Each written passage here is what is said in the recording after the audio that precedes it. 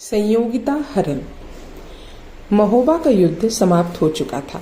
महोबा तथा कालिंजर पर पृथ्वीराज ने अपना अधिकार जमाया और उन्हें केवल अपना कर देने वाला राज्य बनाकर वह राज्य फिर परिमल देव को सौंप दिया। तरायन के युद्ध में पृथ्वीराज की जीत हो चुकी थी। इस जीत के कारण दिल्ली में कुछ दिनों तक खुशी के उत्सवों की धूम मच रही थी। इस धूमधाम के कारण तथा बार बार पृथ्वीराज की जीत होने के कारण जयचंद मन ही मन और जल रहा था। एक तो पृथ्वीराज की यह कीर्ति कथा जयचंद का मन मसोस ही रही थी, दूसरा संयोगिता के द्वारा जो अपमान हुआ था उस अपमान ने जयचंद का माथा और भी झुका दिया था।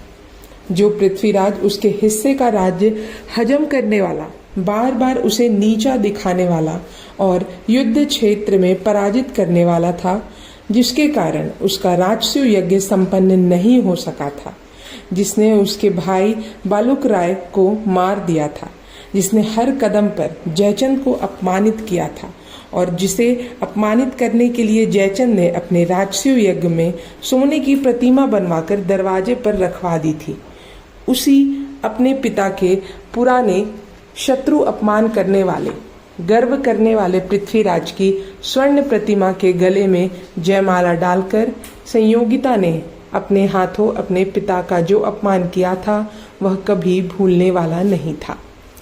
जयचंद उस अपमान की जलन से तड़प रहा था, परंतु कुछ कर नहीं सकता था।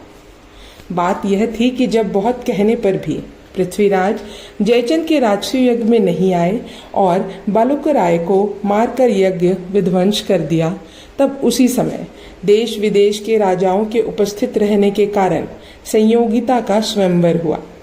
उस स्वयंवर 3 बार सभी राजाओं का विशेष गुण बताया गया, परंतु पृथ्वीराज के बारे में कुछ भी नहीं कहा गया। फिर भी संयोगिता ने, जो पृथ्वीराज की कीर्ति की कहानी बहुत सुन चुकी थी, पृथ्वीराज के उपस्थित नहीं रहने पर भी उनकी स्वर्ण प्रतिमा के गले में जयमाला पहनाकर उन्हें वरण कर लिया। यह बात जयचंद को बहुत बुरी लगी और उसने संयोगिता को गंगा के किनारे के एक महल में कैद कर दिया।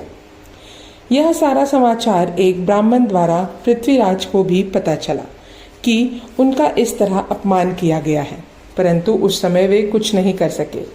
यह बात लगातार उनके दिल में कांटे की समान चुभती रही कि इतना अपमान होने पर भी जयचंद का कुछ नहीं बिगाड़ सके। अंत में उन्होंने कविचंद को बहुत कहा और अपने साथ राठौर राजधानी कन्नौज ले चलने के लिए आग्रह किया। कविचंद ने महाराज पृथ्वीराज को हर तरह से समझाया। उसने कहा, जयचंद के बल और पराक्रम को आप जानते ही हैं। आप जानते हैं कि उसकी थोड़ी सी सेना ने आपके राज्य में कितनी हलचल मचा दी थी। सैकड़ों गांव जला दिए गए थे और आपकी प्रजा को बहुत कष्ट पहुंचाया था। इसलिए आपका वहां जाना किसी भी स्थिति में उचित नहीं है। बेकार ही कोई ताल ठोक कर क्या कोई यमराज का सामना करने जाता है। हालांकि कविचंद ने बहुत तरीके से समझाया, परंतु पृथ्वीराज ने एक नहीं मानी और कन्नौज जाने के लिए आग्रह करने लगे। अंत में लाचार होकर कविचंद को उनके मन की करनी ही पड़ी। इसके कुछ दिन बाद शुभ मुहूर्त देखकर पृथ्वीराज चंद दरबारियों तथा अपने अन्य सामंतों के साथ वेश बदलकर कन्नौज की ओर चल पड़े। जिस समय वे घर से निकले थे उस समय हालांकि बहुत सारे अपशकुन हुए, परंतु पृथ्वीराज दूसरे सामंतों के मना करने पर भी बिल्कुल नहीं माने और लगातार बढ़ते ही चले गए।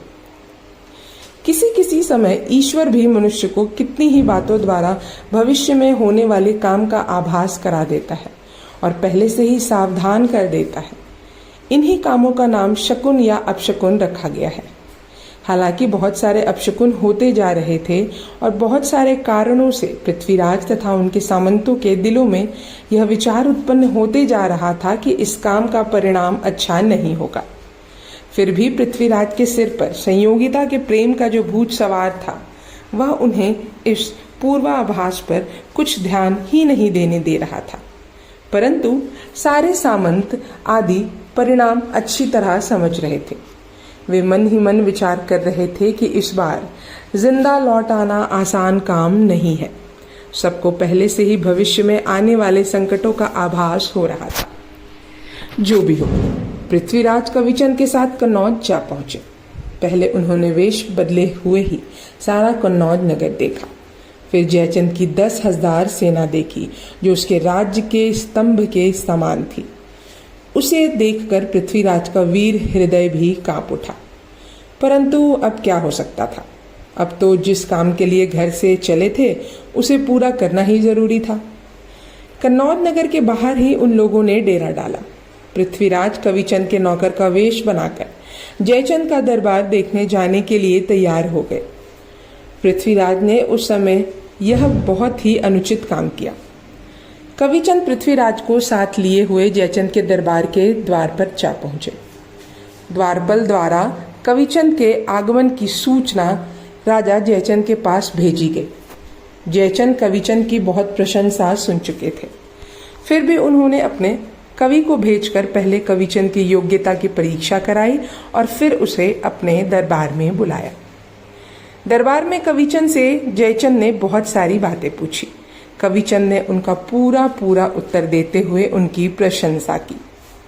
उसके बाद और भी कुछ कहने के बाद कविचंद ने पृथ्वीराज की साथ में ही प्रशंसा करके अपनी स्वामी भक्ति का परिचय दिया, जिसे सुनकर जयचंद की आंखें लाल हो गई और भयानक रूप से उत्तेजित हो गया।